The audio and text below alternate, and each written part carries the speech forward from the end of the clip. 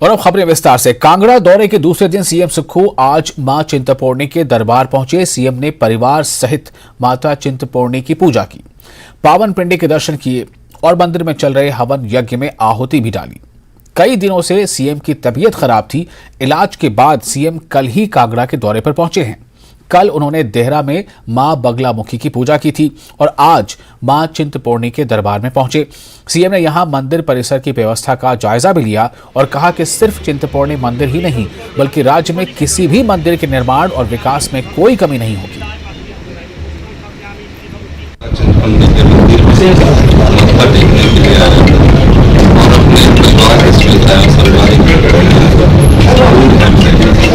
राजनीतिक फूल तो भी है, लेकिन चिंतपूर्णी के मंदिर के लिए विकास में कोई कमी नहीं आने दी जाएगी।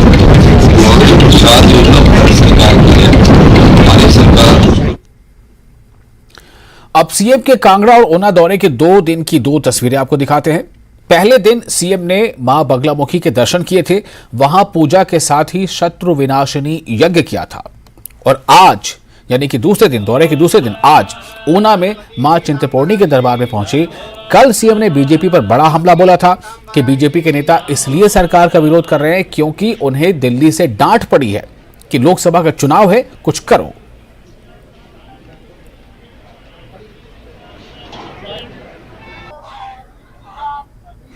विपक्ष को के पास बोलने को कुछ नहीं है, क्योंकि उनको पता लग गया पहली गारंटी ओपीएस पूरी होगी, दूसरी गारंटी 1500 रुपये वाली होगी और तीसरी हमारी जो Rajiv Gandhi day boarding school वाली इंग्लिश मीडियम स्कूल वाली है वो पूरी होगी। तो हमारे को जनता ने 5 साल के लिए चुनकर भेजा है। कोई 6 महीने में ही विपक्ष तो, क्योंकि विपक्ष को दिल्ली से डांट पड़ी है और दिल्ली से डांट पड़ने के बाद ये कहा है कि कुछ करो, लोकसभा का चुनाव है।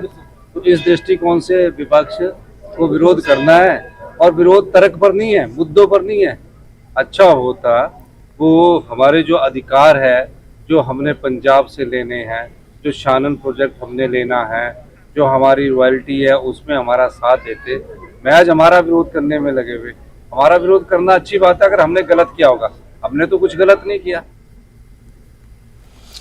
मुख्यमंत्री सुखविंदर सिंह सुक्खू ने बीजेपी के अध्यक्ष जेपी नड्डा पर झूठ बोलने का आरोप लगाया है। मामला हमीरपुर मेडिकल कॉलेज से जुड़ा है, जिसे लेकर हमीरपुर पहुंचे सीएम सुक्खू ने कहा कि नड्डा जैसी शख्सियत को झूठ बोलना शोभा नहीं देता। हमीरपुर मेडिकल कॉलेज के दावे पर दंगल।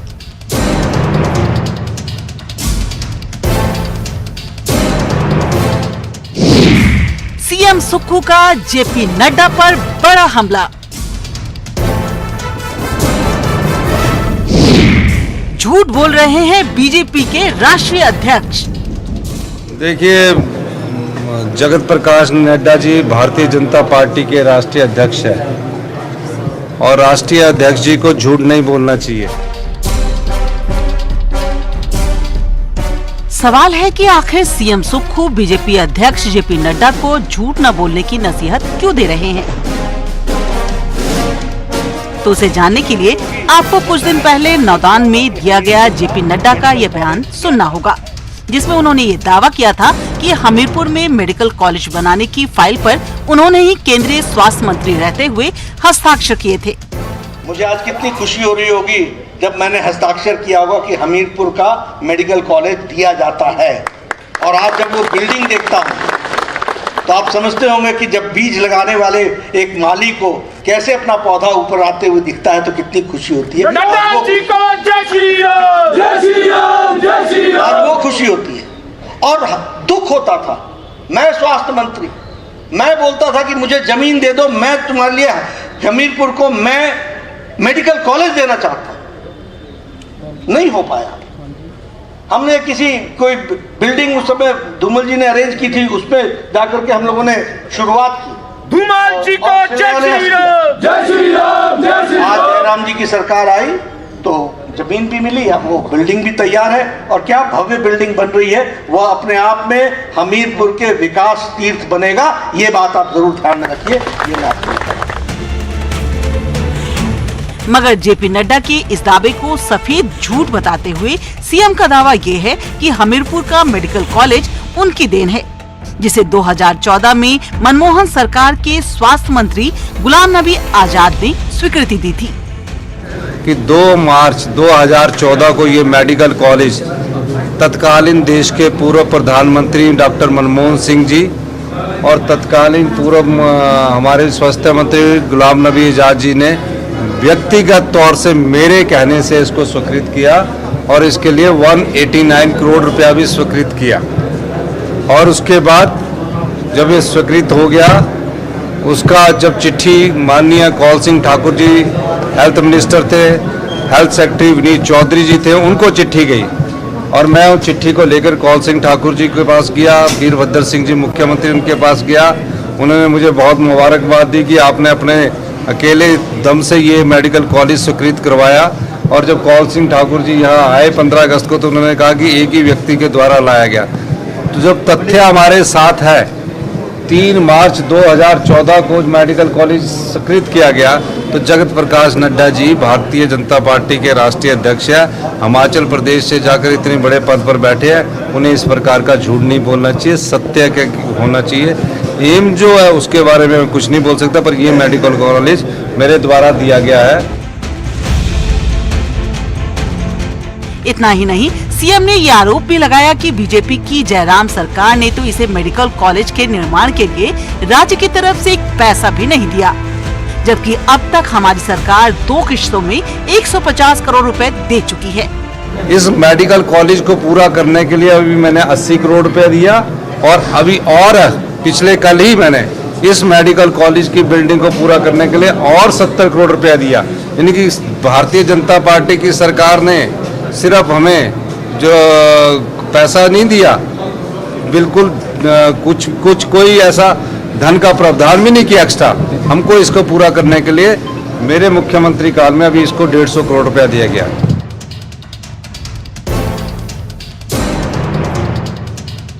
हमीरपुर मेडिकल कॉलेज पिछले चुनाव में भी बड़ा मुद्दा बना था और अब एक बार फिर से इस पर झूठ और सच की राजनीति गरमाई हुई है। हमीरपुर से न्यूज़ 18 JKLH के लिए जसवीर कुमार की रिपोर्ट। और हिमाचल में भांग की खेती को लीगल करने को लेकर सरकार अब पंचायत प्रतिनिधियों से चर्चा कर रही है। इसे लेकर बागवानी मंत्री जगत सिंह नेगी ने शुक्रवार को सोलन डीसी ऑफिस में प्राधिकृत समिति की एक बैठक की। बैठक में अधिकारियों के साथ पंचायतों से प्रतिनिधि भी मौजूद रहे। बैठक में पंचायत प्रतिनिधियों के सुझाव भी लिए गए और मंत्री ने उनके सवालों के जवाब भी दिए। मंत्री जगत नेगी ने कहा कि सरकार किसानों को भांग की खेती के लिए बीज भी उपलब्ध कराएगी और भांग का इस्तेमाल सिर्फ और सिर्फ दवाइयां बनाने में होगा। पॉलिसी बनाने के लिए जो हम बात कर रहे हैं वो इंडस्ट्रियल हेम्प की बात हो रही है, मेडिसिनल जो है हेम्प की बात हो रही है। उसमें जो है आज आप जानते हैं कि बहुत सारे किस्म के जो है भांग के पौधे हैं जो इंडस्ट्रियल के लिए जो यूज़ होगा, वो जो बीज हम देंगे, सरकार देगी बीज वहाँ पर खेती के लिए, तो ये जो बीज है ये नशा मुक्त बीज है। इससे केवल जो है इंडस्ट्रियल जो है प्रोडक्ट्स तैयार होंगे और जो मेडिसिनल वाला है उसके लिए पॉलिसी में हम निर्धारण करेंगे कि उसको किस तरह से, जैसे अफीम की खेती भारत सरकार के द्वारा कराई जा रही है, उसी तरह से मेडिसिनल वाला जो होगा उसको कैसे मतलब हम कंट्रोल तरीके से करें ताकि उसका।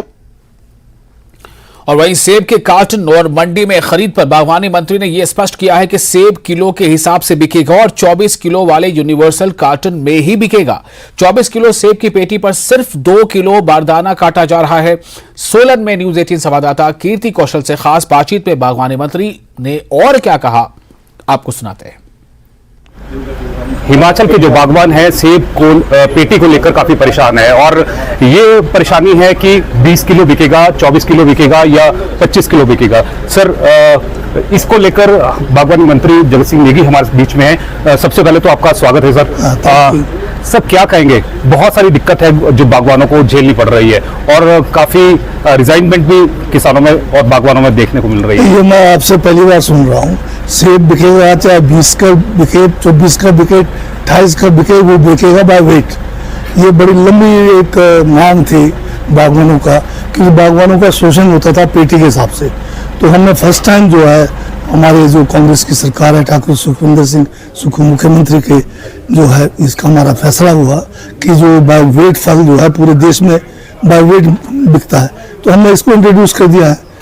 तो अभी पहला भी गया मैं, बहुत सारे मंडियों में फल बिक रहा है, बढ़िया वेट के हिसाब से बिक रहा है। कुलदीप सिंह राठौर है, उन्होंने भी प्रेस वार्ता की है और उन्होंने भी ये कहा है कि दिक्कत है और किसान है वो हिमाचल से नहीं बाहर को चला जाएगा, क्या ऐसा है? नहीं, वो मेरे साथी थे उस समय।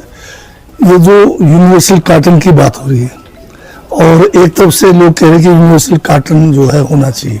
यूनिवर्सल जो ग्रेडिंग है, वो जो कार्टन है वो 24 किलो का बनता है। इसी बात को ध्यान में रखकर हमने मंडियों में 24 का एक लिमिट रखा ताकि यूनिफॉर्मिटी मार्केट में हो और साथ में फसल जो है, जो फल है वो डैमेज ना हो। उस कार्टन में 24 किलो मैक्सिमम आता है, जिसको यूनिवर्सल कार्टन कह रहे हैं, वो यूनिवर्सल ग्रेडिंग है। उसमें 10% का ऊपर नीचे है। और जो लोग कुछ हल्ला कर रहे हैं कि जो है 2 किलो कट रहा है, 2 किलो जो है बारदाने का कट रहा है, सेब का नहीं कट रहा है। हम सेब बाय वेट जो है बेचने का काम बात कर रहे हैं, हम ना कि गत्ते को बेचने की बात कर रहे हैं। कुछ लोग तो ये भी कह रहे हैं कि 4 किलो कट रहा है। मैं अभी देख रहा था कि हमारे पूर्व मंत्री जो है इधर गोविंद ठाकुर कहते 4 किलो काट दिया। अब इस किस्म के दुष्प्रचार करके आप किसका भला करना चाहते हैं? तो कहीं ऐसा तो नहीं कि जो हिमाचल के जो बागवान है अपना सेब लेकर बाहरी राज्यों में जाएंगे? और उन्होंने ये भी कहा कि राजस्व का जो नुकसान है वो होगा। सेब के जो हमारे बागवान है उनको चॉइस है पूरा, वो अपना माल जहां सबसे बेहतरीन बेच सके, चाहे वो दिल्ली जाना चाहे, मुंबई जाना चाहे, उनको है। पर हिमाचल प्रदेश के अंदर हमने कहा कि बाय वेट बिकेगा और जो 24 का सेलिंग है उसके ऊपर हमने, आप हमारा नोटिफिकेशन देखेंगे, उसमें हमने ये कहा है कि 24 लाइए। बात नहीं है। अब देखना ये है कि जो आश्वासन यहाँ पर बागवानी मंत्री ने दिया है उसके ऊपर कि यहाँ की जो बागवान है वो कितना विश्वास करते हैं। कैमरामैन सनी के साथ कीर्ति कौशल, न्यूज़ 18 सोलन। ब्रेक के बाद एक बार फिर आपका स्वागत है। आप देख रहे हैं न्यूज़ 18 जे के लिए। इस पर अपना हिमाचल कांग्रेस नेता राहुल गांधी को गुजरात हाईकोर्ट से बड़ा झटका लगा है। मोदी सरनेम मामले में गुजरात हाईकोर्ट ने ट्रायल कोर्ट के फैसले को सही ठहराते हुए राहुल गांधी की पुनर्विचार याचिका खारिज कर दी है। हाईकोर्ट के फैसले के बाद कांग्रेस कार्यकर्ताओं ने शिमला में कांग्रेस ऑफिस के बाहर विरोध प्रदर्शन किया और बीजेपी के खिलाफ नारेबाजी की। आपको बता दें कि इस मामले कोर्ट की सजा के बाद राहुल गांधी की सदस्यता रद्द हो गई थी और अब हाई कोर्ट के बाद राहुल गांधी 2024 लोकसभा चुनाव नहीं लड़ पाएंगे और न ही संसद सदस्य के रूप में अपनी स्थिति के निलंबन को रद्द करने की मांग कर पाएंगे। कांग्रेस अब सुप्रीम कोर्ट जाने की तैयारी में है, जो शुरू से इस मामले के लिए बीजेपी को जिम्मेदार ठहराती रही है, जिस पर बीजेपी का कहना है कि सजा कोर्ट ने दी है, बीजेपी ने नहीं। राहुल गांधी जी के ऊपर कोर्ट का फैसला आया है और कोर्ट का फैसला सर्वप्रिय होता है। अगर गलती की है तभी कोर्ट जो है वो एक्ट के अनुसार आपके ऊपर जो है वो एक्शन लेता है। इसमें कुछ गलत नहीं है। अगर कांग्रेस नेताओं को लग रहा है कि भारतीय जनता पार्टी के नेता उनकी आवाज दबाने का प्रयास कर रहे हैं तो ऐसा कुछ नहीं है। गला तो इन्होंने विक्रमादित्य जी का घोटा है कि इनको यूटर्न लेने पड़ गए यूसीसी के मुद्दे पे। और मैं दूसरी बात बताऊंगा, सुप्रीम कोर्ट जाने की बात कर रहे हैं तो अवश्य जाना चाहिए। सुप्रीम कोर्ट भी न्यायालय है, जाएं और वहां से जो गुजरात का वर्डिक्ट आया है उसको चैलेंज करें। चैलेंज करने के बाद जो आएगा वो स्वीकार होगा।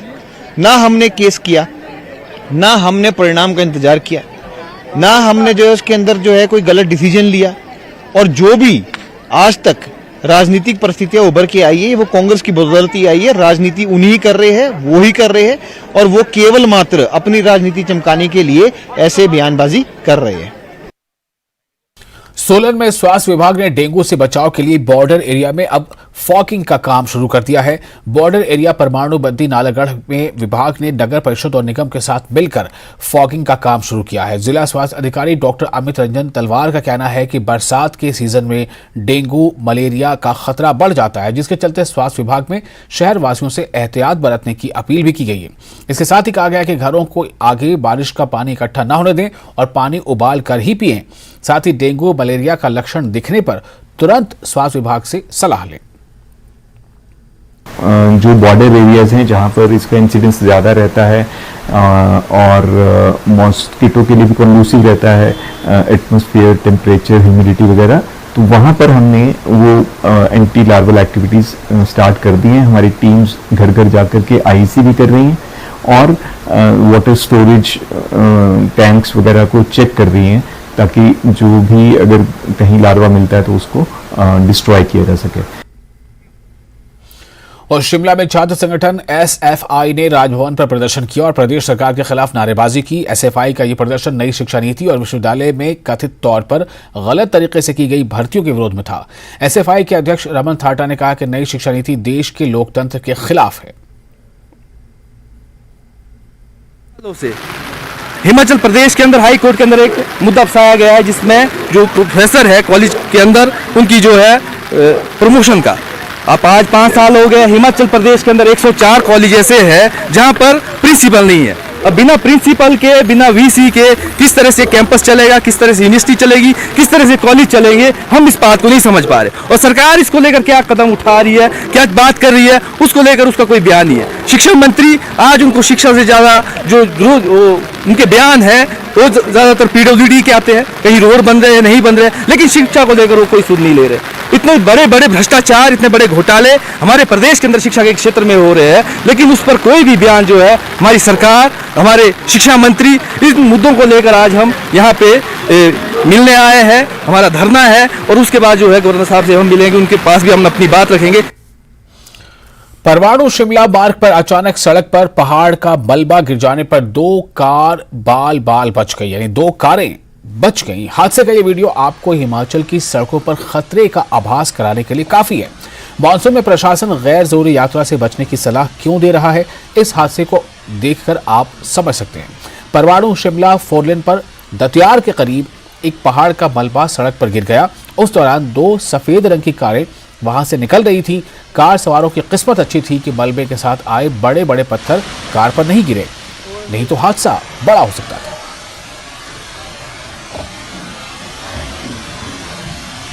मंडी में भूस्खलन का एक लाइव वीडियो सामने आया है। ये वीडियो कहनवाल गांव के लिए जाने वाली सड़क का है। बता दें कि पिछले कल और रात को हुई बारिश की वजह से कहनवाल सड़क पर भूस्खलन के कारण सड़क बंद हो गई थी। हालांकि यह भूस्खलन काफी कम था, जिसे तुरंत हटाकर सड़क को बहाल किया जा सकता था, लेकिन पहाड़ी से थोड़ा थोड़ा मलबा लगातार गिरता जा रहा था।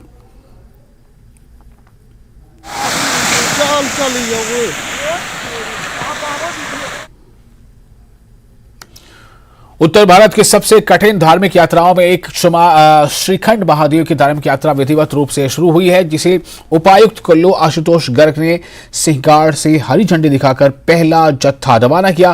पहले जत्थे में 40 श्रद्धालु रवाना हुए हैं। बता दें कि श्रीखंड महादेव धार्मिक यात्रा के लिए देश भर के 4000 श्रद्धालुओं ने ऑनलाइन रजिस्ट्रेशन करवाया है।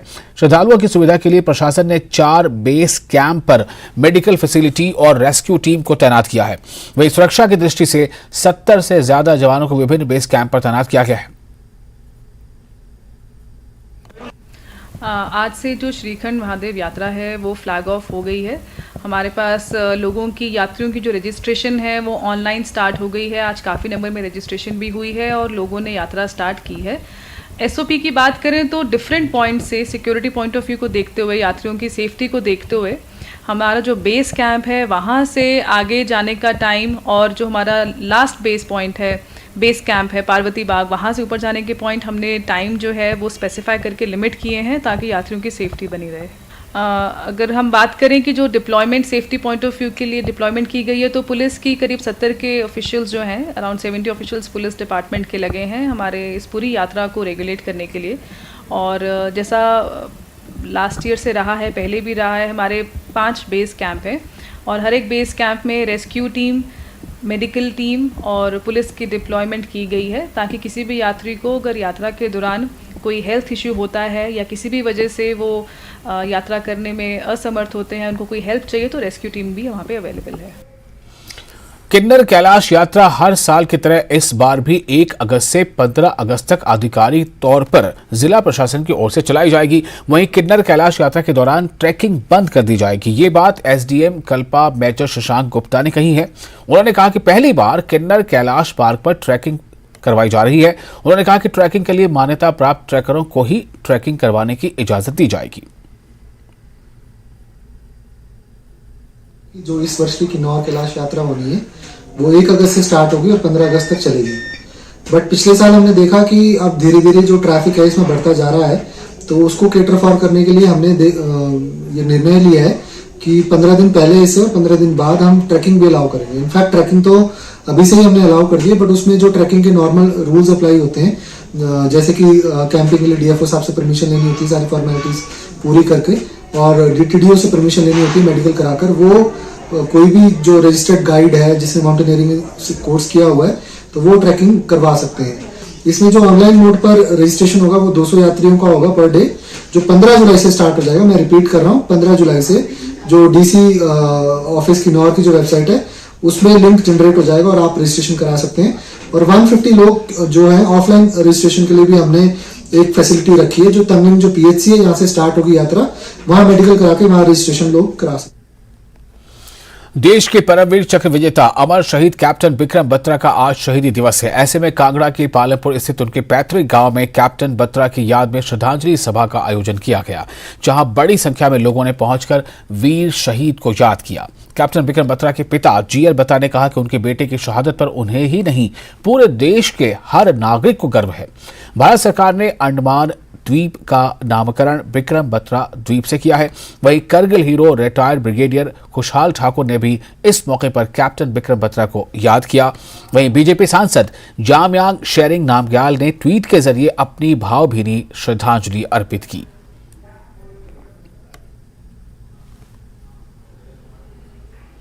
नाहन में जिला बैडमिंटन एसोसिएशन की ओर से आयोजित की जा रही जिला स्तरीय चैंपियनशिप में प्रतिभागी बड़ी संख्या में हिस्सा ले रहे हैं। आज प्रतियोगिता के दूसरे दिन भी विभिन्न वर्गों में कई मैचेस खेले गए। वहीं आयोजन को लेकर प्रतिभागियों में भी उत्साह देखा जा रहा है। बैडमिंटन एसोसिएशन के प्रदेश सचिव रमेश ठाकुर ने कहा कि इस प्रतियोगिता में जिले के विभिन्न इलाकों से प्रतिभागी खिलाड़ियों ने हिस्सा लिया है।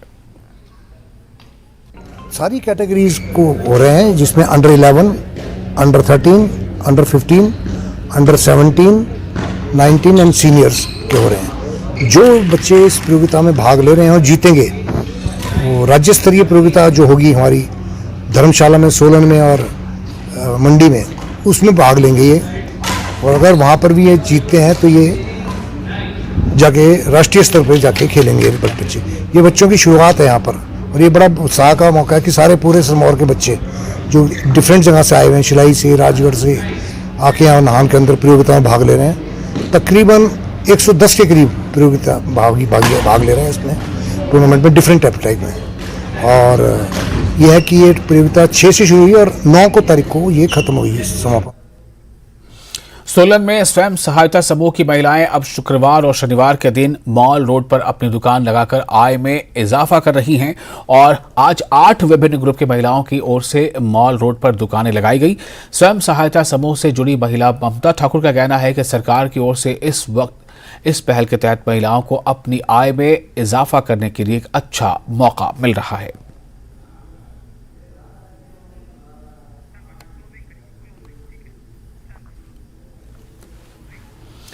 और फिलहाल इतना ही, लेकिन न्यूज़ 18 JK पर लगातार बड़ी और अहम खबरों का सिलसिला जारी रहेगा।